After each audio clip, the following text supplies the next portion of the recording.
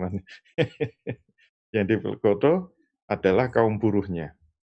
Dia cuma diem saja, nggak usah bekerja, akan mendapatkan keuntungan yang sangat tinggi, dan itu nanti bisa investasikan lagi gitu. Itu luar biasa itu. Akibatnya apa? Akhirnya yang kaya makin kaya, yang miskin makin miskin dan semakin tertindas. Nah, kaum buruh nasibnya akan tetap jadi buruh selamanya, tidak akan pernah jadi juragan. Ini dampak yang ditimbulkan sistem PT itu. Nah, bagaimana status hukum dari PT ini? Untuk bisa menjawab kita harus paham paling enggak 4 poin ya. Kita harus lihat dulu, agak melipir dulu ya, agak muter-muter dulu. Kita harus tahu apa yang disebut hukum syariat, khususnya pembagian hukum syariat. Yang kedua, kita harus ngerti konsekuensi dari hukum wad'i.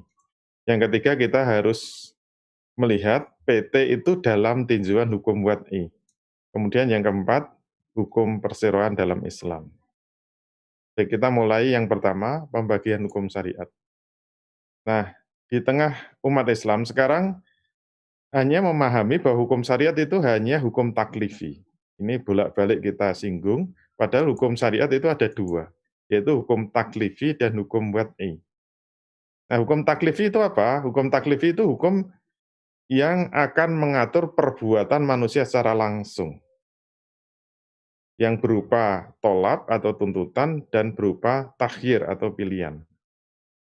Nah, ini yang biasa kita pahami. Jadi hukum taklifi itu sudah populer, yaitu apa? Ada 5, wajib, sunnah, mubah, makruh, haram. Nah, kalau kita sudah biasa dengar itu namanya hukum taklifi.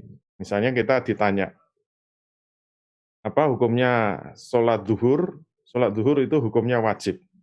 Nah, sekarang udah jam 4, mari kita sholat zuhur, mau nggak? Katanya wajib. Oh, nggak mau. Kenapa nggak mau? Karena ini bukan waktunya sholat zuhur. Belum, sudah lewat malah, tidak waktu masuknya sholat zuhur. Nah, kalau menjawab, kenapa nggak mau melaksanakan sholat zuhur padahal itu wajib? Belum waktu, belum masuk waktunya sholat zuhur. Nah, jawaban ini sebenarnya adalah jawaban hukum wad'i. Hukum wad'i.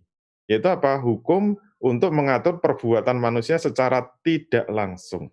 Atau hukum untuk mengatur hukum taklifi itu.